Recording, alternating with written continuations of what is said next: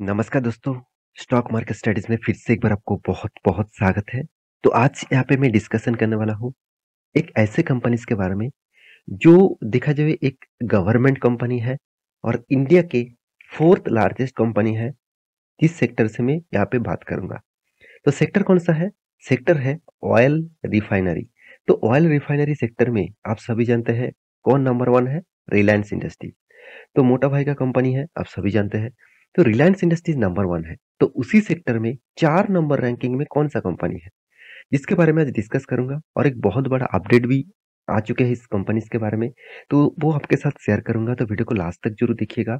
और अभी तक आपने इस चैनल को सब्सक्राइब नहीं किया तो ज़रूर कर लेना, क्योंकि आपको daily basis stock market information, update, news इसी चैनल के माध्यम से मिलता रहेंगे। साथ ही साथ आप हमारा नया सीरीज शॉर्ट वीडियो को भी देख सकते हैं, बहुत कुछ सीखने को मिलेगा, बहुत शॉर्ट टाइम में आपको बहुत कुछ अपडेट में वहाँ पे दे रहा हूँ। साथ ही साथ आप टेलीग्राम को भी ज्वाइन कर सकते हैं, नीचे लिंक सारे अवेलेबल है। तो चलो मैं आज के जो कंपनीज है उसके बारे में डिस्कस करता हूँ। तो कंपनी का नाम कौन सा है? कंपनी का नाम है HPCL, Hindustan petroleum corporation limited, जो एक ऑयल रिफाइनरी कंपनी है, साथ ही साथ ऑयल डिस्ट्रीब्यूशन कंपनी है, ऑयल सेल आउट भी करते हैं। साथ ही साथ company natural gas sorry company आप देख सकते हैं यहाँ पे company commercial, domestic, industrial all type categories के जो गैस है, जो सीएनजी गैस है, उसके ऊपर भी कंपनी काम करना स्टार्ट कर दिया। तो सोचिए कंपनी के साथ ही साथ कंपनी लुब्रिकेट ऑयल भी बनाते हैं एचपी का। साथ ही साथ आप देखेंगे कंपनी का मेन जो बिजनेस है वो है ऑयल रिफाइनरी एंड डिस्ट्रीब्यूशन। तो कंपनी जिस बेसिस से काम कर रहे हैं वो एक्चुअली देखा जाए तो फ्यूचरिस्टिक कंपनी है। आप कहेंगे सर फ्यूचर में तो ऑयल का जो मतलब कंपनी है वो फ्यूचर में खतरे में पड़ने वाला है, क्योंकि फ्यूचर में देखा जाए इस तरीके से कंपनीज आगे नहीं चल पाएंगे, क्योंकि इस ऑयल के माध्यम से बहुत ज़्यादा मतलब पॉल्यूशन होते हैं। उस पॉल्यूशन से ऑल ओवर जो वर्ल्ड के जो मतलब जो इमिशन है उसको खतरा है। तो इसीलिए इस कंपनी धीरे-धीरे ग्रोथ कम हो जाएगा। ऐसे बिल्कुल भी नहीं, क्योंकि देखिए जो प्रोजेक्ट एक बार स्टार्ट हुआ है और जिसके ऊपर ऑल ओवर वर्ल्ड चलते हैं, ऑयल के बिना आज भी गाड़ियाँ नहीं चलते, आज भी बहुत सारे फैक्ट्रीज़ नहीं चलते, बहुत सारे मतलब मशीनरीज़ नहीं चलते, तो वो ऑयल हमेशा चलते रहेंगे।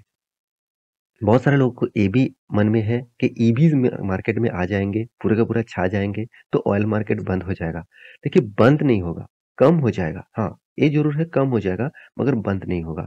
तो आप खुद ही एक बार आपकी थिंकिंग से सोचना, आपको खुद पता चलेगा मैं क्यों इस तरीके से बात कर रहा हूँ। तो आज मैं इस कंपनी के बारे में बात करूँगा, तो ऑब्वियसली इस कंपनी का एक बहुत बड़ा अपडेट आया है, उसी के बारे में डिस्कशन करने वाला हूँ। तो सबसे पहले कंपनीज़ का जो प्रोडक्ट है वो आप देख सकते हैं।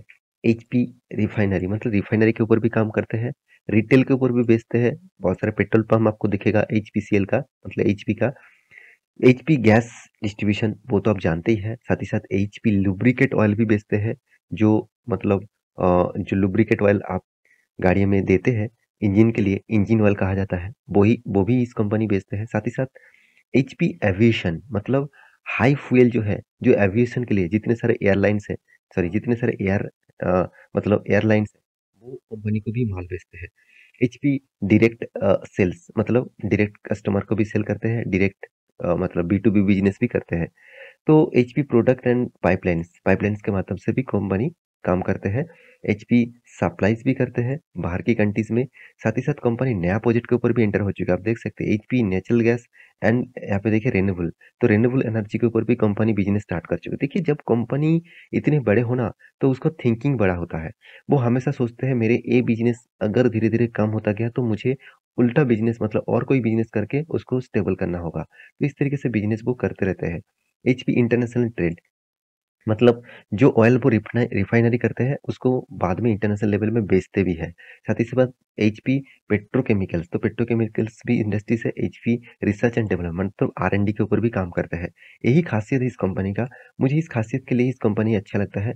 फिर भी एक गवर्नमेंट कंपनी होने के नाते इस कंपनी में ग्रोथ ऑफ पोटेंशियल बहुत कम है। मैं आपको दिखाऊंगा किस तरीके से कंपनी का ग्रोथ हुआ है जब से कंपनी स्टार्ट हुआ था। तो ध्यान से देखेंगे तो इस कंपनी का जो बिजनेस स्टैंडर्ड के ऊपर न्यूज़ को पब्लिश किया गया है। तो क्या न्यूज़ है? चलो मैं आपको बताता हूँ। आप देख सकते हैं HPCL to raise rupees 10,000 crore via डेब्ट। मतलब क्या है? मतलब कंपनी फिर से फंड रेज़ किया है और वो भी डेब्ट लेके मतलब कर्ज़ा लेके। तो आप कहेंगे सर इसमें खराबी क्या है? देखिए खराबी तो है ज़रूर, क्योंकि देखिए कंपनी का पहले जो डेप्थ है वो तो आप देख लीजिए, तभी आपको पता चलेगा एक्चुअली कंपनी किस तरीके से काम कर रहा है। देखिए कंपनी का मार्केट कैप कितना है? 34,400 करोड़ और कंपनी डेब्ट कितना लेके रखा था? 74.332 करोड़। इसका मतलब 74.33 करोड़ के आसपास अभी भी कर्जा है। उस अभी कंपनी 10,000 करोड़ का कर्जा और भी लेना चाहता है। तो सोचिए कंपनी का कर्जा हो जाएगा 84,332 करोड़ के आसपास। तो कितना बड़ा कर्जा है सोचिए, यहाँ पे 2.65 कर्जा है, सॉरी 2.65 डेब्ट ऑफ इक्विटी है, यहाँ पे बढ़कर हो जाएगा 3% के ऊपर। तो एक फाइनेंस कंपनी इस तरीके से डेब्ट लेता तो चलता।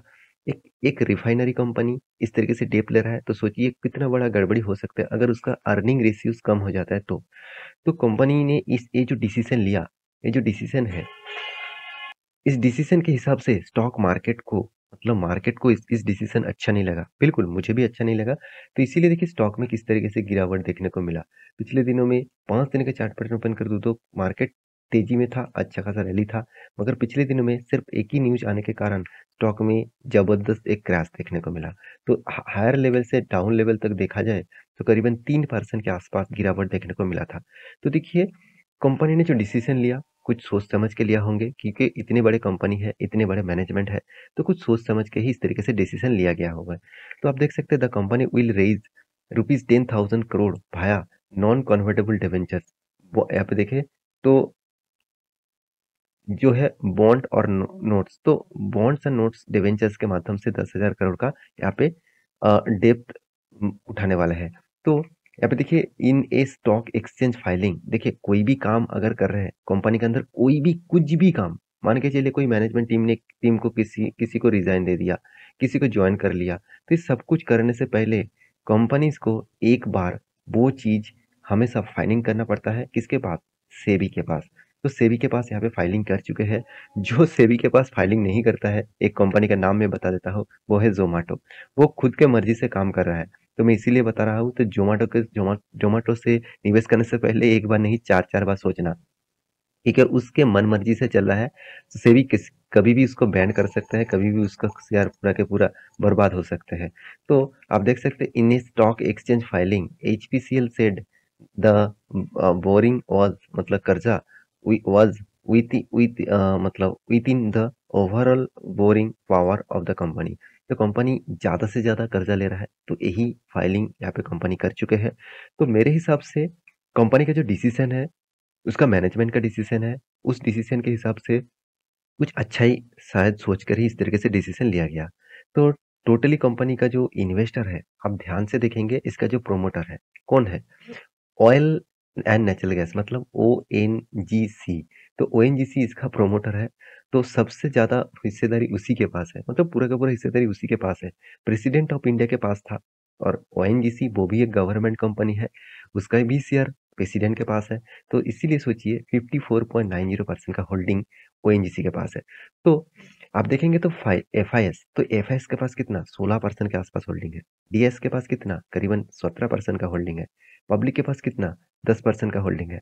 आप कहेंगे सर कंपनी का चार्ट पैटर्न में आपको लॉन्ग टर्म के दिखा दूं तो कंपनी आपको 600% का रिटर्न दिया, तो उतना तो खास नहीं रिटर्न दिया। अगर रिटर्न के मामले में देखूं तो कंपनी आपको तो उतना खास रिटर्न नहीं दिया, सिर्फ 10 साल में 14%, बाकी हर साल में लॉसेस दे रहा है। फिर भी इंस्टीट्यूशन क्यों उस कंपनी को निवेश करके रखे हैं? उसके पीछे एक रीजन है, वो रीजन है कंपनी का डिविडेंड पे आउट। तो कंपनी लगातार डिविडेंड अच्छा खासा पे आउट करते जा रहा है। 27% के आसपास कंपनी डिविडेंड दे चुके हैं। तो इस कंपनी के बारे में सब कुछ मैं आपको डिस्कस कर चुका हूँ। अभी चार्ट पैटर्न आपको दिखा दूँ। देखिए चार्ट पैटर्न जब से स्टार्ट हुआ तब से लेकर अच्छा खासा एक रैली तो देखने को मिला था, मगर उसको सस्टेन नहीं कर पाया। कोविड के सिचुएशन के बाद कंपनी फिर से रैली दिखाया, मतलब ये जो हाई लेवल है 325 रुपीज़ के ऊपर कंपनी जा नहीं पा रहा है। इसका मतलब यहाँ पे बहुत बड़ा स्ट्रॉन्ग रेजिस्टेंस एंड बहुत बड़ा सपोर्ट जोन है। तो सॉरी बहुत ज़्यादा सप्लाई जोन है। तो इस लेवल को अगर ब्रेक करे तभी कुछ मोमेंटम देखने को मिलेगा। तो तब तक आप ऑब्वियसली इस कंपनी के ऊपर फोकस रखिए। इस कंपनी को बस स्टडी करिए, उसके बाद कुछ भी डिसीज़न लीजिए। तो ये वीडियो टोटली एजुकेशन पर्पस में था, कोई बाय एंड सेल का रिकमेंडेशन नहीं था। तो आशा करता हूँ सारी जानकारी को मिल चुका है। मेरे वीडियो कैसा लगा ज़रूर कमेंट करना। इसी तरीके से वीडियो पाने के लिए चैनल को सब्सक्राइब भी करना। मिलते हैं नेक्स्ट नया स्टॉक लेके, तब तक के लिए अच्छे से रहिए, अपने ख्याल रखिए। Bye bye.